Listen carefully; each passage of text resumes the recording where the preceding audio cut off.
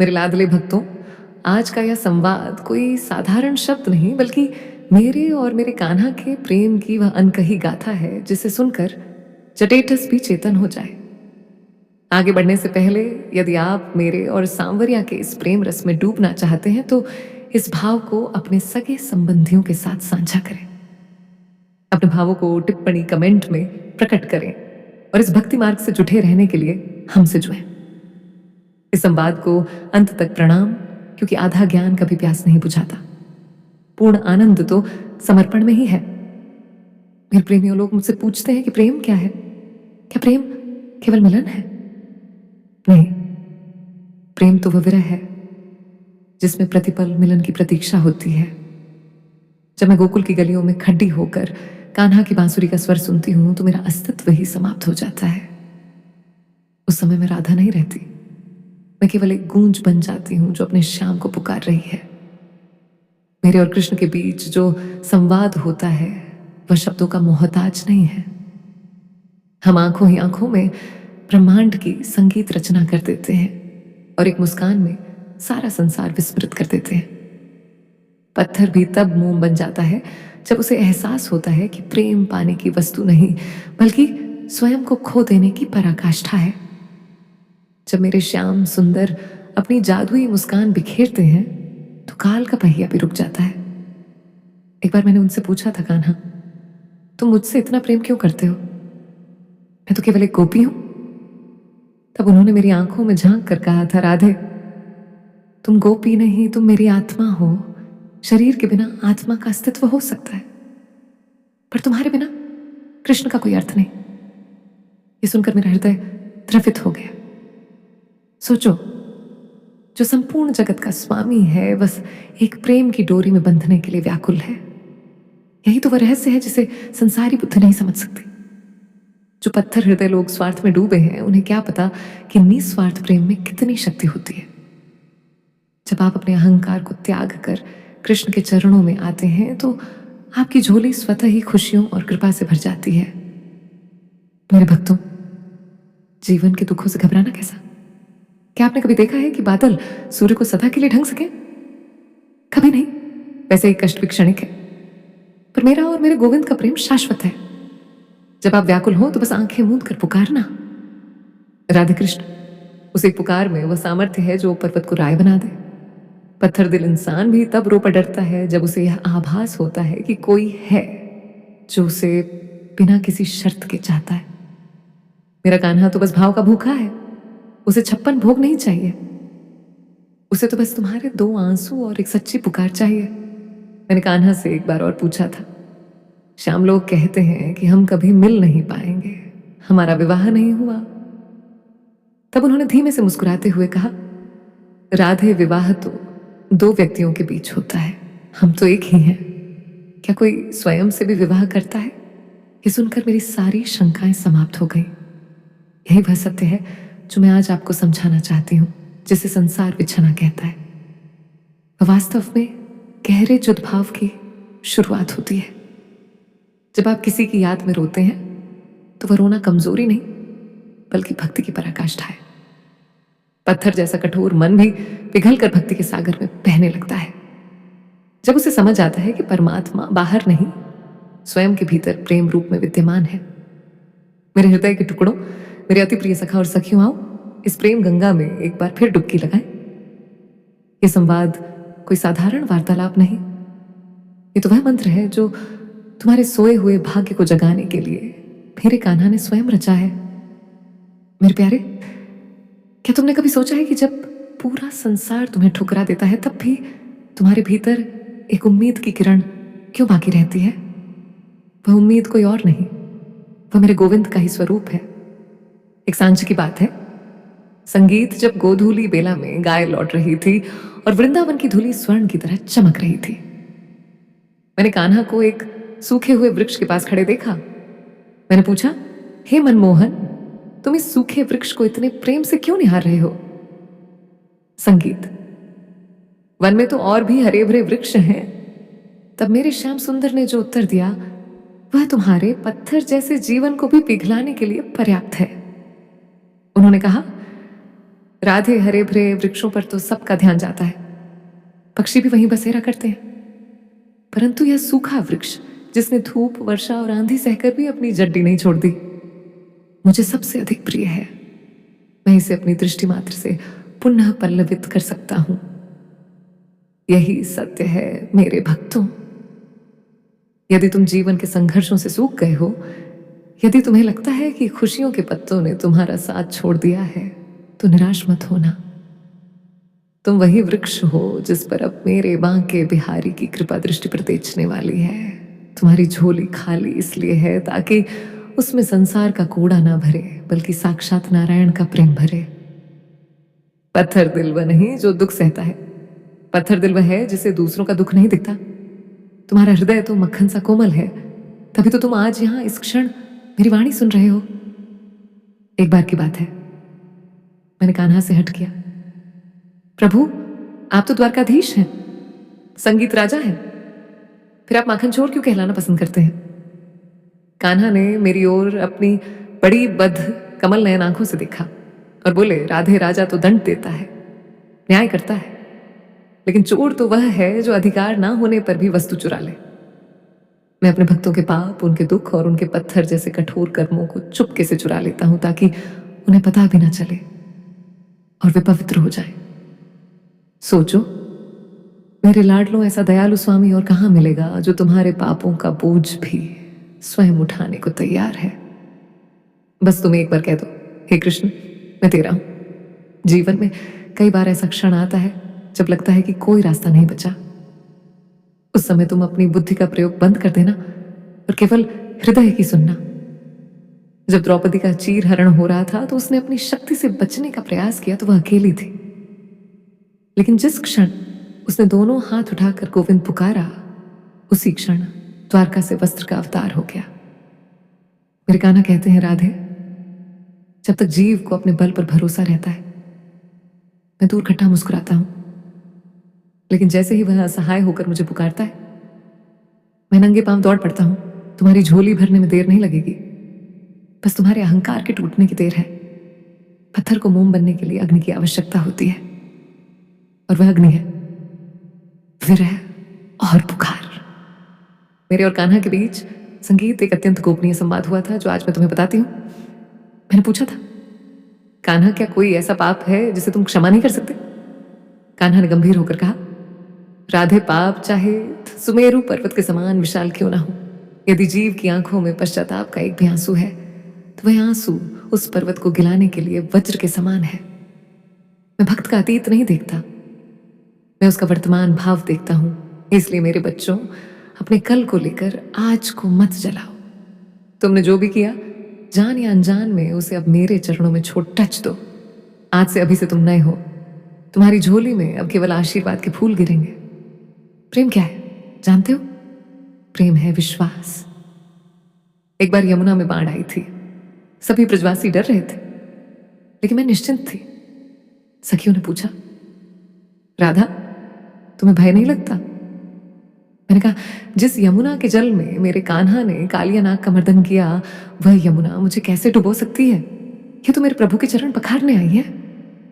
जीवन की मुसीबतें, संगीत भी तुम्हें डुबोने नहीं, बल्कि तुम्हें यह एहसास दिलाने आती हैं कि तुम्हारा रक्षक कितना शक्तिशाली है। जब तुम इस विश्वास के साथ चलते हो तो पत्थर की दीवारें भी रास्ता दे देती हैं। कान्हा अक्सर कहते हैं, राधे, लोग मुझसे मांगते बहुत हैं पर मुझे चाहते बहुत कम है। आज मैं तुमसे कहती हूं, तुम मांगना छोड़ दीज दो। तुम बस कान्हा को चाहना शुरू करो। जब तुम दाता को ही पा लोगे तो दुनिया की दौलत तुम्हारे कदमों में होगी। क्या तुमने कभी देखा है कि परछाई को पकड़ने के लिए दौड़ना पड़ता है? नहीं, तुम सूर्य की ओर चलो, परछाई तुम्हारे पीछे, संगीत स्वयं आएगी।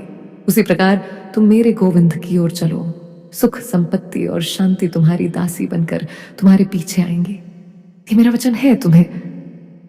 कभी कभी तुम्हें लगेगा कि तुम्हारी प्रार्थना सुनी नहीं जा रही। उस समय याद रखना, मौन भी एक संवाद है। जब कान्हा चुप रहते हैं, संगीत तो वे तुम्हारे धैर्य की परीक्षा ले रहे होते हैं। वे देख रहे होते हैं कि क्या तुम केवल सुख में ही उनके हो या दुख में भी उतने ही प्रेम से राधे राधे बोल सकते हो। जो पत्थर की मूरत को भी अपनी भक्ति से भगवान बना दे, वही सच्चा प्रेमी है। तुम्हारी प्रतीक्षा व्यर्थ नहीं जाएगी। जिस दिन तुम्हारी झोली संगीत भरेगी, उस दिन तुम देखोगे कि उसने तुम्हें छप्पर फाड़ टच कर दिया है। इतना दिया है कि तुम संभाल नहीं पाओगे। मेरे प्रिय, आत्मन इस संसार में सबसे बड़ा जादू है नाम जाप।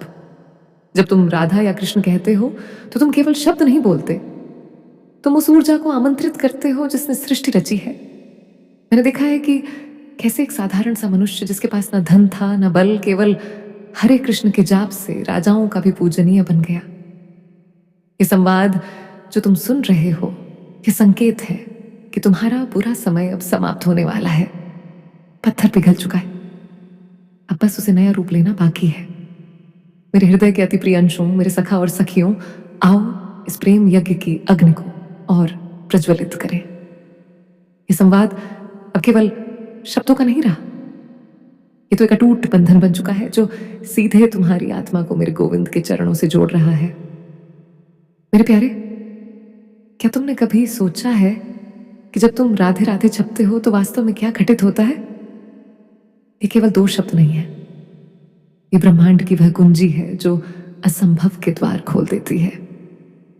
एक बार नारद मुनि ने मुझसे पूछा, देवी, आपके नाम में ऐसा क्या प्रभाव है कि स्वयं नारायण भी इसे सुनकर सुध-बुध खो बैठते हैं? तब मैंने मुस्कुराते हुए कहा, नारद, रा का अर्थ है पूर्ण समर्पण और धा का अर्थ है धारण करना। जब कोई जीव अपने अहम का त्याग करके केवल गोविंद को अपने भीतर धारण कर लेता है तो वह राधा बन जाता है, और जहां राधा है वहां कृष्ण को आना ही पट परसता है। यही वो महामंत्र है जो पत्थर को मोम बना देता है। जब तुम व्याकुल होकर मुझे पुकारते हो तो मैं तुम्हारी पुकार को अपने आंचल में समेट कर सीधे कान्हा के पास ले जाती हूं और कहती हूं, देख सांवरिया, यह मेरा है, अब इसे संभाल और तब दुनिया की कोई शक्ति तुम्हें हरा नहीं सकती। मेरे बच्चों, तुम अक्सर अपनी परिस्थितियों को देखकर डर जाते हो। तुम्हें लगता है कि तुम्हारे कष्टों का कोई अंत नहीं, पर याद रखना, रात जितनी घनी होती है सवेरा उतना ही निकट होता है। क्या तुमने कभी बांसुरी को देखा है? वो अंदर से पूरी तरह खोखली होती है, उसके अंदर ना कोई गांठ होती है ना कोई अपना अस्तित्व। तभी तो जब कान्हा उसमें फूंक मारते हैं तो संगीत पैदा होता है। तुम भी उस बांसुरी की तरह बन जाओ, अपने अंदर से चिंता, भय और मैं का भाव निकाल दो। जिस दिन तुम भीतर से शून्य हो जाओगे, उसी दिन मेरे केशव तुम्हें अपना वाद्य बना लेंगे और तुम्हारे जीवन से वह मधुर संगीत निकलेगा जिसे सुनकर पूरा जग मुग्ध हो जाएगा। तुम्हारी झोली भरने के लिए तुम्हें पहले अपनी झोली खाली करनी होगी, संदेह और डर से। एक दिन मैं और कान्हा कदम्ब के वृक्ष के नीचे बैठे थे। मैंने देखा कि एक छोटा सा पक्षी बार बार उड़ने की कोशिश कर रहा था, पर गिर रहा था। मैंने कान्हा से कहा, प्रभु, आप तो सर्वशक्तिमान हैं, इस नन्हे जीव की सहायता क्यों नहीं करते? कान्हा ने कहा, राधे, यदि मैं अभी इसे उठा लूं तो इसके पंख कभी मजबूत नहीं होंगे, इसका गिरना ही इसके उजड़ने की तैयारी है। मेरे प्यारे भक्तों, तुम्हारे जीवन में जो संघर्ष है, जो धन की कमी है, जो अपमान है, वे तुम्हें गिराने के संगीत लिए नहीं बल्कि तुम्हारे पंखों को मजबूत करने के लिए है। जिस दिन तुम उड़ीजने के लिए तैयार हो जाओगे, मेरा कान्हा तुम्हें आकाश की ऊंचाइयों तक ले जाएगा। विश्वास रखो, तुम्हारी उत्थान निश्चित है। प्रेम में सबसे भी परीक्षा है प्रतीक्षा। शबरी ने कितने युगों तक राम की प्रतीक्षा की। संगीत उसने हर दिन रास्ता बुहारा, हर दिन मीठे बेर तोड़े। लोग उसे पागल कहते थे, पर उसका विश्वास पत्थर की लकीर था। और अंत में क्या हुआ? स्वयं राम को उसके पास आना पड़ता। मेरे और तुम्हारे बीच भी यही प्रतीक्षा का खेल चल रहा है। तुम मत सोचो कि तुम्हारी पुकार अनसुनी रह गई है। मैं हर पल गिन रही हूं। जब तुम्हारा खटीचा भर जाएगा तो कृपा की ऐसी बरसात होगी कि तुम भीग जाओगे। वह धन, वह सुख, वह शांति, सब कुछ तुम्हारे द्वार पर खट्टा होगा। बस तुम अपने धैर्य का दीपक बुझने मत देना। संसार तुम्हें तोलने की कोशिश करेगा, वे तुम्हारी हैसियत पूछेंगे, तुम्हारी कमाई देखेंगे, पर मेरे दरबार में केवल भाव देखा जाता है। सुदामा के पास क्या था? केवल 2 मुट्ठी चावल, पर उस चावल में इतना संगीत प्रेम था कि कान्हा ने तीनों लोक लुटा दिए। तुम भी अपनी गरीबी, अपनी लाचारी, अपना दुख मेरे कान्हा को भेंट कर दो। कहो, हे गोविंद, मेरे पास यही है, तू इसे स्वीकार कर। देख लेना, वह तुम्हारी दरिद्रता को ऐश्वर्य में बदल देगा। पत्थर दिल इंसान भी पिघल जाएगा जब वह देखेगा कि जिसके पास कुछ नहीं था, आज उसके पास सब कुछ है, क्योंकि उसके पास कृष्ण है। मेरे लाधनों कभी कभी मौन रहकर भी संवाद होता है। जब तुम मंदिर में जाकर आंखें बंद करते हो और कुछ नहीं बोलते, केवल आंसू बहाते हो, तो वह सबसे शक्तिशाली प्रार्थना होती है। कान्हा को शब्दों की आवश्यकता नहीं, वे तो अंतर्यामी है। मैंने उनसे पूछा था, श्याम, तुम्हें सबसे प्रिय कौन है? उन्होंने कहा, राधे, जो अपनी पीठा किसी और से न कहकर केवल मुझसे कहता है। वह मुझे प्राणों से प्यारा है, इसलिए अपनी शिकायतें दुनिया से मत करो। दुनिया तमाशा बनाती है। अपनी शिकायतें मुझसे और मेरे सांवरिया से करो, हम समाधान करते हैं। आज मैं तुम्हें एक रहस्य और बताती हूं। जब तुम खुश होते हो तो हम तुम्हारे साथ हंसते हैं, पर जब तुम रोते हो तो हम तुम्हारी आंखों में बस जाते हैं। तुम्हारे जीवन की जो भी कमी है, चाहे वह धन की हो, संतान की हो या शांति की, वह सब एक भ्रम है। जिस दिन तुम पूर्ण विश्वास से कह दोगे कि मेरा रक्षक कृष्ण है, उसी दिन अभाव और प्रभाव में बदल जाएगा। ये मेरा वचन है। मेरे प्रिय आत्मन, ये प्रेम कथा अनंत है और तुम्हारी झोली भरने का समय अब आ गया है। क्या आप चाहते हैं कि मैं इसी तरह आपको भक्ति और शक्ति का मार्ग दिखाती रहूं? अपने विचार जरूर बताना। राधे राधे। मेरे लालू प्रेम की दुनिया में तर्क नहीं चलता, केवल समर्पण चलता है। जब आप अपनी बुद्धि के घुड्डे दौड़ताना बंद कर देते हैं और अपने हृदय के कपाट खोल देते हैं, तभी मैं और मेरे गिरधर वहां प्रवेश करते हैं। एक बार की बात है, वृंदावन में एक बहुत बड़ा ज्ञानी आया। वह वेदों का छाता था, शास्त्रों का मर्मज्ञ था। उसने मुझसे पूछा, हे राधे, तुम तो एक साधारण ग्वालिन हो, तुमने ऐसा क्या किया कि स्वयं परब्रह्म परमेश्वर, जो किसी के बंधन में नहीं आते, वे तुम्हारे प्रेम पाश में बंध गए? मैंने उस ज्ञानी की ओर देखा और मुस्कुराई। मैंने कहा, हे विद्वान, तुमने ईश्वर को खोजने के लिए शास्त्रों के पन्ने पलटे, मैंने ईश्वर को पाने के लिए स्वयं को ही पलट दिया। तुमने ज्ञान के अहंकार को और मैंने प्रेम की चुनरी ओढ़ी। मेरा कान्हा ज्ञान से नहीं, केवल भाव से रीझता है। यह सुनकर वह ज्ञानी अबाक रह गया। मेरे प्यारे भक्तों, यही वह गुप्त रहस्य है जो मैं आज आपकी झोली में डाल रही हूं। आप जीवन भर धन, मान और प्रतिष्ठा के पीछे भागते हैं। आप सोचते हैं कि जब आपके पास बहुत पैसा होगा तभी आप सुखी होंगे, परंतु सत्य यह है कि जब आप भीतर से खाली होते हैं तभी संसार की वस्तुएं आपको लुभाती हैं। जिस दिन आपके हृदय में मेरे सांवरिया का वास हो जाएगा, उस दिन कुबेर का खजाना भी आपको धूल समान लगेगा। पत्थर को मोम बनाने के लिए किसी हथौड़े की नहीं, बल्कि निरंतर गिरती हुई जल की एक कोमल धारा की आवश्यकता होती है। वह धारा है नाम जाप। जब आप निरंतर राधे कृष्ण का जाप करते हैं तो आपके जन्म जन्मांतर के पापों की कठोर चट्टानें पिघल कर बह जाती हैं। क्या आपने कभी सोचा है कि अर्जुन, जो एक महान योद्धा था, उसे युद्ध के मैदान में गीता का उपदेश क्यों सुनना पड़ा? क्योंकि उस समय वह योद्धा नहीं, बल्कि एक शरणागत भक्त था। जब तक आप लड्डू डुलते रहेंगे, आप अकेले रहेंगे। जिस क्षण आप हथियार डाल देंगे और कहेंगे, हे केशव, अब यह डोर तेरे हाथ में है, उसी क्षण से आपकी जीत निश्चित हो जाएगी। मेरे और कान्हा के बीच अक्सर यह चर्चा होती है कि कल युग के जीव बहुत दुखी हैं। वे अपनों से धोखा खाते हैं, बीमारियों से घिरे हैं और भविष्य की चिंताओं में जल रहे हैं। तब मेरे दयालु श्याम सुंदर कहते हैं, राधे, इनका दुख ही इनका सबसे बड़ा मित्र है, क्योंकि जब ये सुखी होते हैं तो मुझे भूल जाते हैं, लेकिन दुख में ये मुझे याद करते हैं। मैं तो बस उस पुकार का इंतजार करता हूं जो नाभि से नहीं, हृदय की गहराइयों से निकले।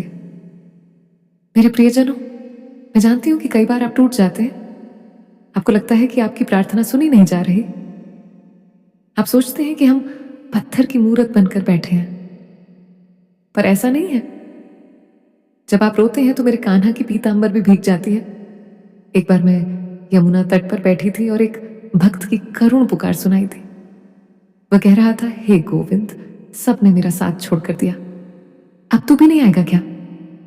कान्हा तुरंत उठकर ढगे हुए। मैंने पूछा, कहाँ जा रहे हो? उन्होंने कहा, राधे मेरा भक्त अकेला पलियन गया है, मुझे जाना होगा। मैंने कहा, पर उसने तो अभी पूजा भी पूरी नहीं की। कान्हा ने कहा, राधे पूजा विधि विधान की मोहताज है, पर प्रेम केवल पुकार का मोहताज है। उसने मुझे अपना मानकर बुलाया है, अब मैं रुक नहीं सकता। सोचो, ऐसा प्रेमी और कहाँ मिलेगा जो आपकी एक आवाज पर नंगे पांव दौड़ता चला है। आप व्यर्थ ही दुनिया के सामने हाथ फैलाते हो। दुनिया वाले देंगे भी तो एहसान जताएंगे, और अगर नहीं देंगे तो अपमान करेंगे। पर मेरा सांवरिया जब देता है तो छप्पर फाड़ कर देता है, और कभी जताता भी नहीं।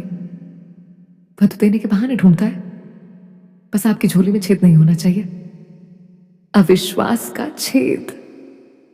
यदि आप मांग रहे हैं और मन में यह शक भी कर रहे हैं कि पता नहीं मिलेगा या नहीं, तो वह वस्तु आप तक पहुंचकर भी वापस लौट जाएगी। विश्वास ऐसा रखो जैसे छोटे बच्चे का होता है, जिसे हवा में उछालने पर डर नहीं लगता, क्योंकि उसे पता है कि पिता के हाथ उसे थाम लेंगे। मेरे और कृष्ण का प्रेम त्याग की नींव पर खड्डा है। लोग कहते हैं राधा कृष्ण का मिलन नहीं हुआ। अरे अज्ञानियों, मिलन तो दो शरीरों का होता है, हम तो एक ही प्राण हैं। क्या अग्नि और ताप अलग हो सकते हैं? क्या फूल और सुगंध अलग हो सकते हैं? वैसे ही मैं और मेरे मोहन कभी अलग नहीं हो सकते। जो भक्त इस रहस्य को समझ लेता है, उसके जीवन से विरह शब्द मिट जाता है। वो जान जाता है कि कृष्ण उससे दूर नहीं, बल्कि उसी के भीतर बैठे मुस्कुरा रहे हैं। जब आप दर्पण देखते हैं तो अपना चेहरा देखते हैं, पर जब एक प्रेमी दर्पण देखता है तो उसे अपने प्रियतम का चेहरा दिखाई देता है। यही अवस्था है मोम बने हुए हृदय की। आज मैं आपको एक उपाय बताती हूँ। जब भी मन बहुत भारी हो, जब कोई रास्ता ना दिखे, तो एकांत में बैठ जाना, अपनी आंखें बंद करना और सोचना कि आप वृंदावन की पावन भूमि पर हैं। कल्पना करना कि यमुना जी बह रही हैं, शीतल हवा चल रही है, और कदम्ब के नीचे बंसीवट पर मैं और मेरे श्याम खतरे हैं। फिर अपनी सारी समस्याएं एक पोटली में बांधकर संगीत मानसिक रूप से मेरे चरणों में रख देना।